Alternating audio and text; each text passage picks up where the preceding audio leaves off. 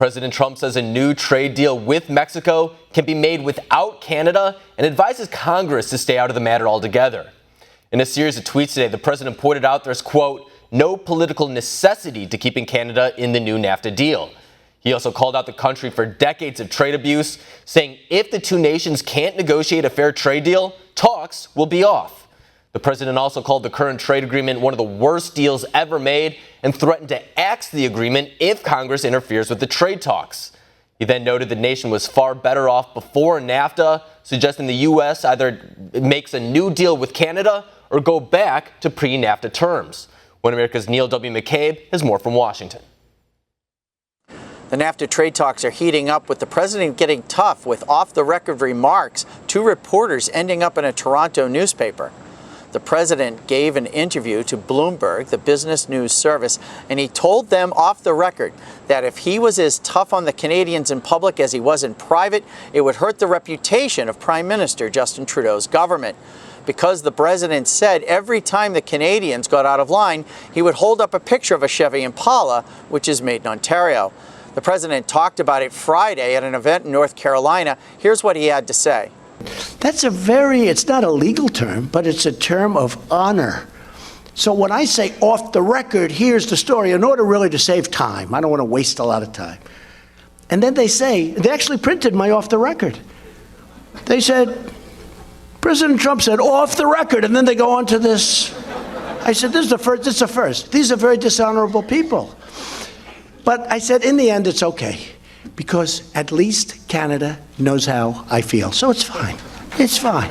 It is important to note that Bloomberg denies that they were the source of the leak. This morning, the president tweeted out about the Canadians, quote, there is no political necessity to keep Canada in the new NAFTA deal.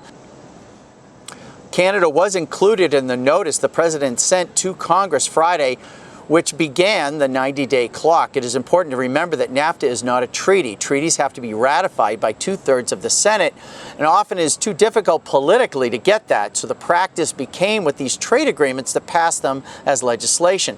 In 2015, Congress created the Trade Promotion Authority as a super fast track for trade deals and trade deal adjustments. Under the TPA law, the president, if he wants to rework a deal, has to give first written notice.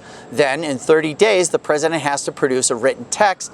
Then 60 days later, if Congress approves, there is a signing ceremony for the new law.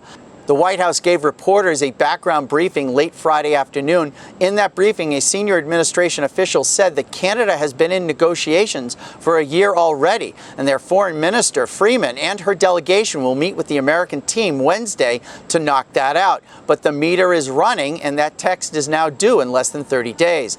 Just to give some proportions, Canada makes roughly 2.2 million cars in 10 major plants. They are all in Ontario, just across the Great Lakes from the heart of the U.S. auto industry in Michigan and Ohio.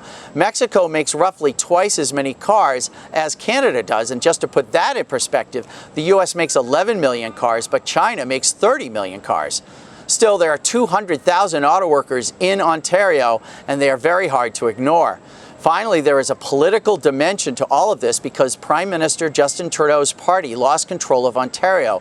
While Trudeau was telling reporters in Canada that he will not be pushed around, the new Premier of Ontario, Doug Ford, sent out a video saying that he looks forward to working with the United States and saving those auto jobs. It is also interesting to note that those off-the-record remarks from the president were planted in a newspaper in Toronto, Ontario.